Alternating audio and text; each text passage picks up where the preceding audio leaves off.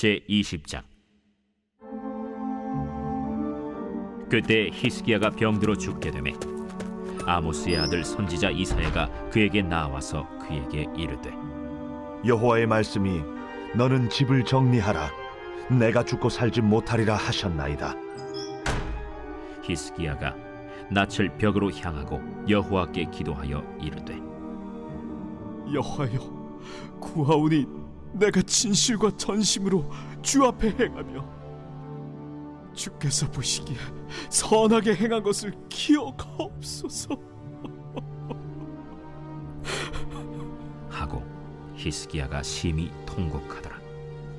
이사야가 성읍 가운데까지도 이르기 전에 여호와의 말씀이 그에게 임하여 이르시되, 너는 돌아가서 내 백성의 주권자 히스기야에게 이르기를, 왕의 주상 다윗의 하나님 여호와의 말씀이 내가 네 기도를 들었고 내 눈물을 보았노라. 내가 너를 낫게 하리니 네가 3일 만에 여호와의 성전에 올라가겠고 내가 네 날에 15년을 더할 것이며, 내가 너와 이 성을 아수르 왕의 손에서 구원하고 내가 나를 위하고 또 내 종 다윗을 위함으로 이 성을 보호하리라 하셨다 하라. 이사야가 이르되, 무화과 반죽을 가져오라. 무리가 가져다가 그 상처에 놓으니 나으니라. 히스기야가 이사야에게 이르되, 여호와께서 나를 낫게 하시고 3일 만에 여호와의 성전에 올라가게 하실 무슨 징표가 있나이까?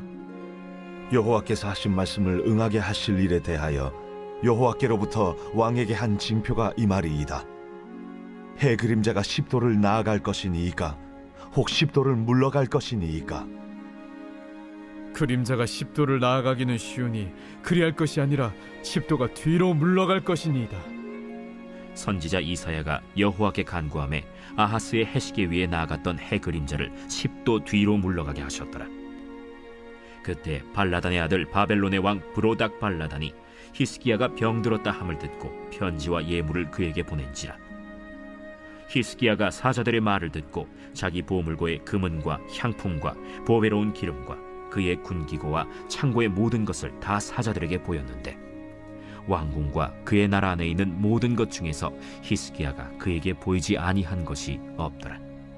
선지자 이사야가 히스기야 왕에게 나와 그에게 이르되, 이 사람들이 무슨 말을 하였으며 어디서부터 왕에게 왔나이까?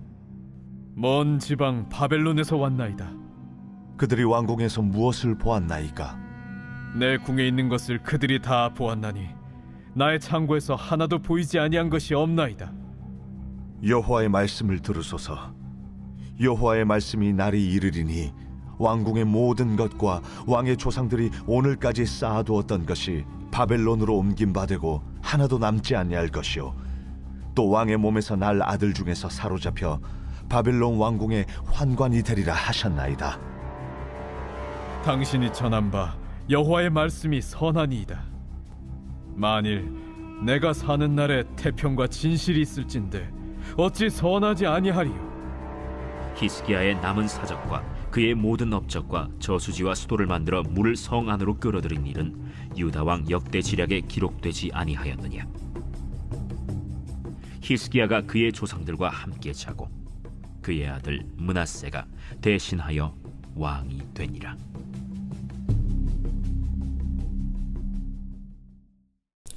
할렐루야.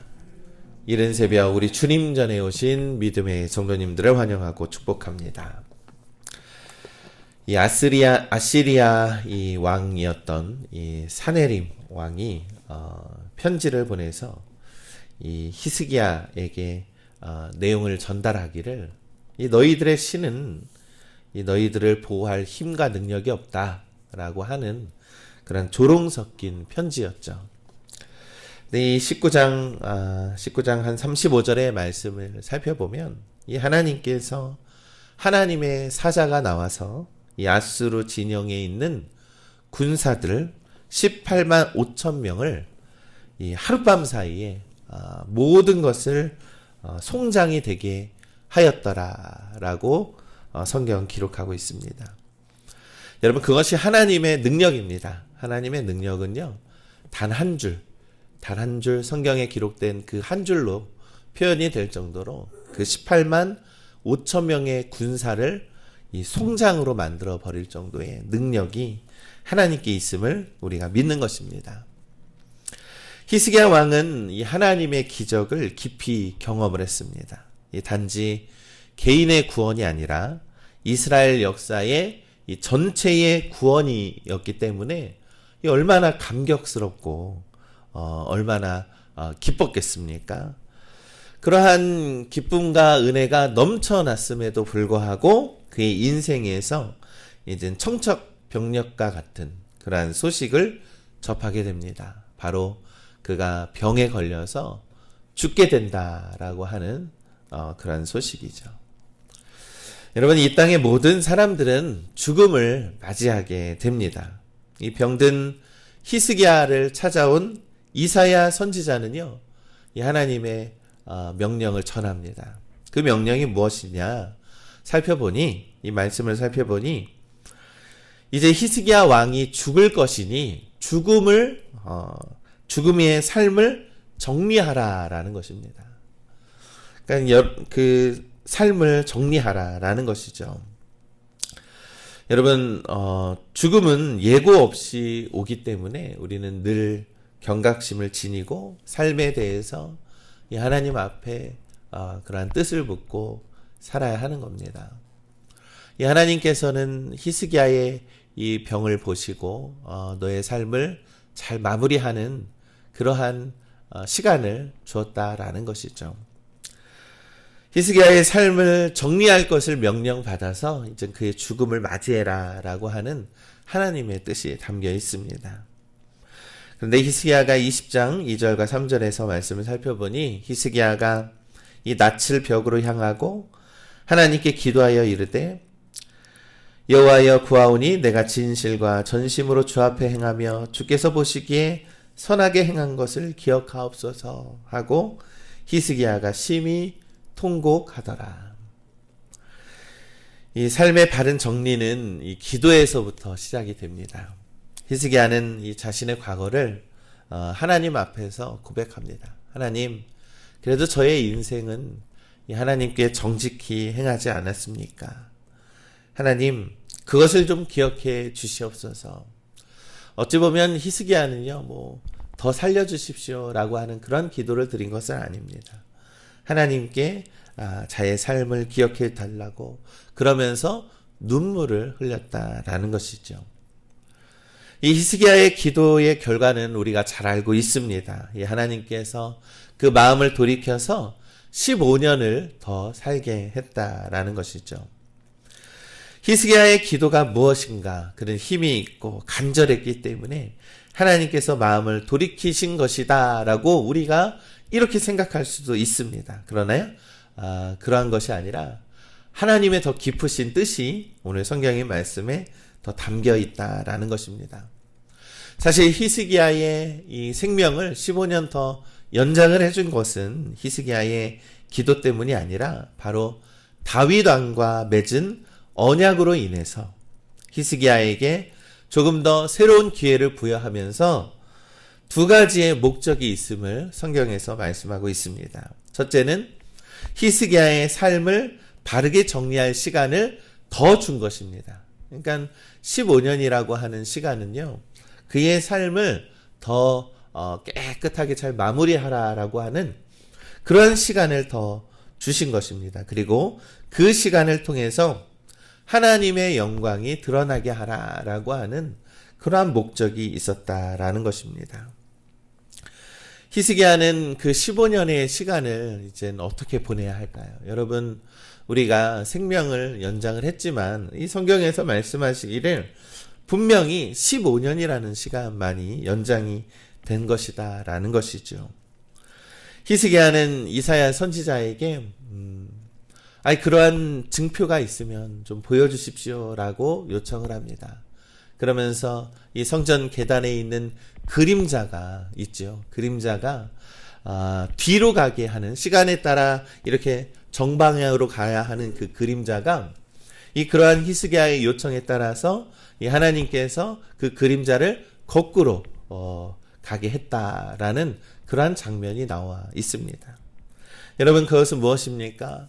하나님께서는 이 세상에 시간을 주관하고 계시는 시간의 주관자라는 사실을 우리가 기억해야 한다는 것입니다. 여러분, 이 15년이라는 시간을 준 것은 하나님께서 그 시간의 모든 운명은 나에게 있다라는 것을 나타냈다라는 것이죠. 여러분, 시간을 주관하시는 하나님 앞에 우리의 시간은 너무나도 보잘것없이 흘러가는 참 연약하고 무력한 인생을 살아가는 우리들이라는 것입니다. 그렇기 때문에 우리가 시간을 다스리시는 하나님 앞에 이 하루하루의 시간을 하나님의 영광을 위해서 살아가야 하지 않겠습니까? 그것을 하나님께서 원하셨다라는 것이죠. 15년이라는 시간은 이 너의 믿음이 훌륭하니 내가 너의 목숨을 더 살려주겠다라는 것이 아니라 그 15년 동안 너의 삶을 나를 위해서 하나님의 영광을 위해서 너의 인생을 마무리하라라고 하는 그러한 하나님의 깊으신 뜻이 담겨 있었다라는 것입니다.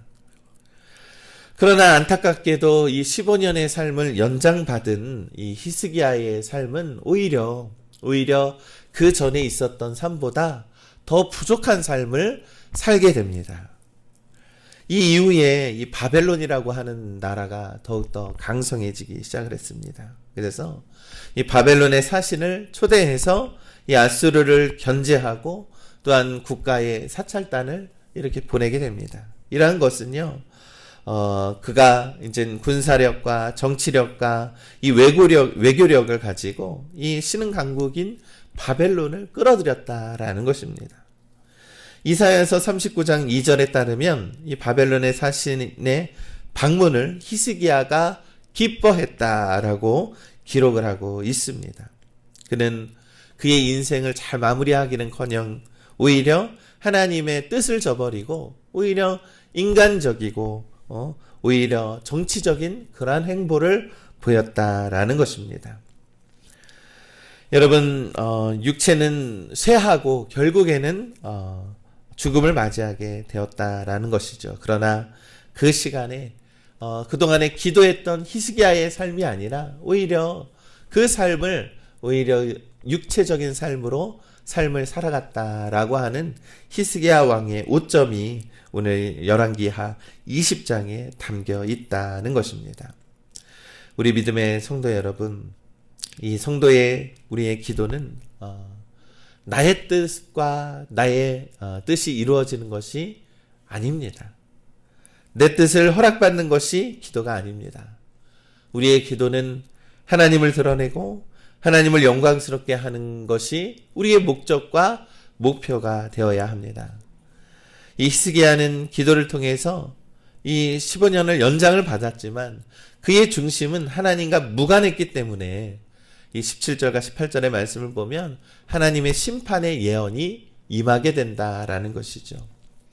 열왕기하 17장 18절의 말씀을 보면 여호와의 말씀이 날이 이르리니 왕궁의 모든 것과 왕의 조상들이 오늘까지 쌓아두었던 것이 바벨론으로 옮긴 바 되고 하나도 남지 아니할 것이요 또 왕의 몸에서 날 아들 중에서 사로잡혀 바벨론 왕궁의 환관이 되리라 하셨나이다.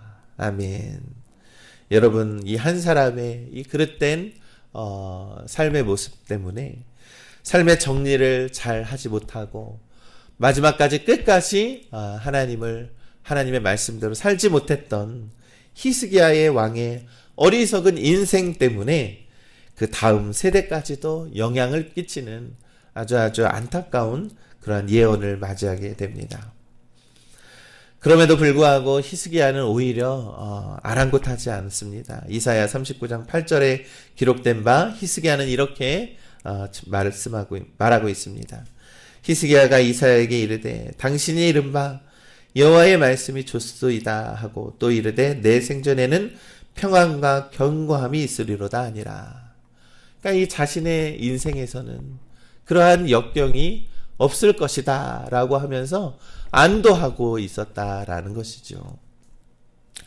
사랑하는 우리 믿음의 성도 여러분, 자신의 이 잘못 때문에 이 다음의 왕국은 바벨론에 의해서 멸망당하고 자신의 자녀들은 그들의 왕을 이어서 하지만 바벨론의 포로로 끌려가는 비참한 최후를 맞이함에도 불구하고 자신의 삶의 인생에 있어서는 그냥 평안할 것이다 라고만 생각하고 있는 그러한 모습이 바로 우리들의 모습은 아닐까 생각을 해봅니다.